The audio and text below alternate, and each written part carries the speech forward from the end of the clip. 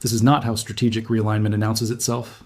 There are no dramatic speeches, no treaty signings broadcast across international news networks, no moments where historians can point and say this was when everything changed.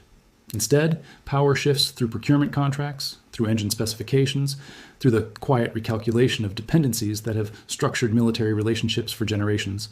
Most people believe Canada's recent defense partnerships represent routine modernization. A nation updating aging equipment, diversifying suppliers, pursuing cost efficiencies in military procurement. The language used in official statements reinforces this interpretation. Technical cooperation, industrial offsets, interoperability requirements, the vocabulary of bureaucratic continuity rather than strategic rupture. History sees something different. What appears as procurement is actually the systematic dismantling of a dependency architecture that has defined North American defense for 8 decades. The Rolls-Royce engine agreement, framed in public discourse as a commercial transaction for fighter aircraft propulsion systems, represents something far more consequential. It marks the moment when Canada began constructing alternatives to a military relationship that American policymakers have long assumed was permanent and irreversible. To understand what is actually occurring, we must first examine the nature of military dependency itself. Unlike economic relationships that can be restructured relatively quickly through trade agreements or diplomatic initiatives, military dependencies become embedded in institutional knowledge, training protocols, maintenance infrastructure, and operational doctrine. When a nation's Air Force trains exclusively on American systems, when its maintenance crews learn only American technical specifications, when its pilots fly only American aircraft, the dependency transcends hardware. It becomes cognitive, institutional, and ultimately political. The United States has understood this dynamic for generations and has leveraged it systematically. American military equipment sales to allied nations have never been primarily about revenue generation. They serve as anchors for strategic relationships, creating technical dependencies that give Washington influence over allied military capabilities long after the initial sale. When Canada operates American fighter jets, it depends on American spare parts, like American software updates, American technical support, and ultimately American permission for the operational deployment of those systems in ways that Washington might not approve. This dependency structure worked comfortably for decades because Canadian and American security interests aligned closely enough that the constraints were rarely visible. Canada participated in NORAD, contributed to NATO operations generally consistent with American preferences, and accepted its role as a junior partner in continental defense architecture. The relationship was asymmetric but functional, built on shared threat perceptions during the Cold War and maintained through institutional inertia in the post-Cold War period. According to early indicators emerging from defense industry analysts and strategic planning documents, 3 developments have fundamentally altered this comfortable arrangement. First, climate change has transformed the Arctic from a frozen barrier into a contested strategic space where Canadian sovereignty interests diverge from American operational priorities. Second, the diversification of global military technology suppliers has created alternatives to American systems that did not exist during the Cold War. Third, American political volatility under recent administrations has made dependency on Washington approval for military operations increasingly problematic for Canadian strategic planners. The Arctic dimension deserves particular attention because it reveals how geographic realities can override alliance structures. As ice coverage diminishes and northern sea routes become navigable, the Arctic has shifted from a largely theoretical security concern to an immediate sovereignty challenge. Russia has expanded its Arctic military infrastructure dramatically, establishing new bases, deploying advanced air defense systems, and conducting regular military exercises in regions that Canada considers its sovereign territory. The American response to this development has focused on maintaining access to Arctic operational space, rather than defending Canadian sovereignty claims. Draft assessments from Canadian defense planners suggest growing concern that American military priorities in the Arctic treat Canadian territory as a strategic commons to be utilized for broader deterrence objectives, rather than as sovereign space to be defended on Canadian terms. This distinction, subtle in peacetime, becomes critical in scenarios where Canadian and American operational priorities might diverge. The Rolls-Royce engine agreement must be understood in this context. On the surface, it provides propulsion systems for potential future Canadian fighter aircraft purchases. Technically, it represents hedging against complete dependence on American F-35 supply chains. Strategically, it signals that Canada is building the industrial capacity to sustain advanced military aircraft without requiring American technical cooperation or approval. This matters because engine technology represents one of the highest barriers to military independence.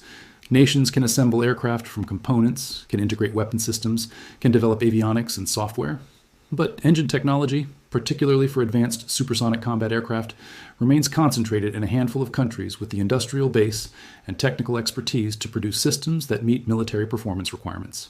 By establishing partnerships with Rolls-Royce, a British firm with decades of military engine development experience, Canada gains access to propulsion technology that does not require American approval for operational deployment or maintenance support. The implications extend far beyond fighter aircraft. Once the industrial relationships and technical knowledge transfer arrangements are established for engine technology, similar frameworks can be applied to other systems. Unmanned aerial vehicles for Arctic surveillance, naval propulsion for ice-capable patrol vessels, helicopter systems for rapid response across vast northern territories. Each procurement decision that selects non-American alternatives weakens the dependency structure that has given Washington leverage over Canadian military operations.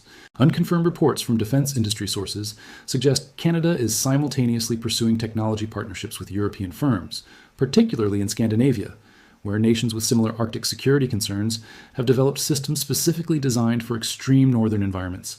Swedish surveillance systems, Norwegian cold weather naval technology, Finnish expertise in operating military equipment in Arctic conditions. These partnerships create technical alternatives while building a coalition of Arctic democracies whose security interests may align more closely with Canadian priorities than Washington's broader global strategic calculations. This is where leverage quietly changes hands. For decades, the United States could shape Canadian defense policy through control over the military systems that Canada depended on for national security. Want to deploy fighter aircraft in ways Washington disapproves? American-supplied systems might experience maintenance delays, planning operations that don't align with American strategic priorities. Software updates for American weapon systems might be withheld. Technical support for American radar networks might become unavailable.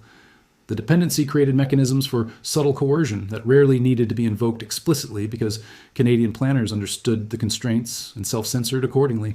If the current trajectory holds, this dynamic reverses. As Canada develops alternatives to American military systems, Washington loses the ability to shape Canadian defense decisions through technical dependency. The fighter aircraft that patrol Canadian Arctic airspace would operate with engines that don't require American spare parts or American technical approval. The surveillance systems monitoring northern sea routes would use technology that Washington cannot disable through software restrictions. The naval vessels enforcing Canadian sovereignty in Arctic waters would function independently of American maintenance support. The strategic calculation becomes different. Canada does not need to match American military capabilities to achieve effective independence. It needs only to reach the threshold where American technical leverage no longer determines Canadian operational capacity in domains that matter for Canadian security. The Arctic, where Canadian territory is directly at stake and where American priorities may diverge from Canadian sovereignty requirements, represents exactly this threshold. NATO complicates this realignment without preventing it. Canada remains committed to collective defense under Article 5. But NATO obligations do not require exclusive dependence on American military systems.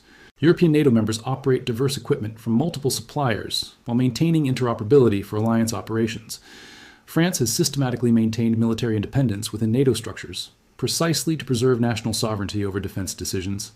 Canada can follow similar logic, participating in NATO while building capacity for independent operations in domains where alliance interests may not align perfectly with Canadian sovereignty requirements. This is not a crisis. It is a reordering. There are no emergency meetings, no alliance ruptures, no dramatic announcements of strategic divorce. Instead, procurement contracts are signed, industrial partnerships are established, technical training programs are initiated, each decision individually defensible as prudent modernization and diversification. Collectively, they represent the construction of alternatives that fundamentally change the structure of North American defense relationships. The timing reveals intentionality rather than accident. These partnerships are being established now, during a period when American political leadership has demonstrated unpredictability in its treatment of traditional allies, when Arctic security is transitioning from theoretical concern to immediate operational requirement, when global military technology has diversified enough that alternatives to American systems exist with comparable capabilities. The window for building military independence is open, and Canadian defense planners are moving through it methodically. History does not reverse because it is misunderstood. Once Canada establishes alternative supply chains for critical military systems, once Canadian technical personnel develop expertise in maintaining non-American equipment, once operational doctrine adapts to systems that do not require American approval, the dependency does not simply return if political relationships improve. The institutions, knowledge, and infrastructure of independence become permanent features of Canadian military capability. By the time American policymakers fully recognize what has occurred, the architecture of dependency will have been quietly dismantled. Not through confrontation, not through alliance rupture, but through the patient accumulation of alternatives. The junior partner in North American defense will have become something different, not an adversary, not even a rival, but a sovereign military power with choices that Washington can no longer determine through technical leverage alone.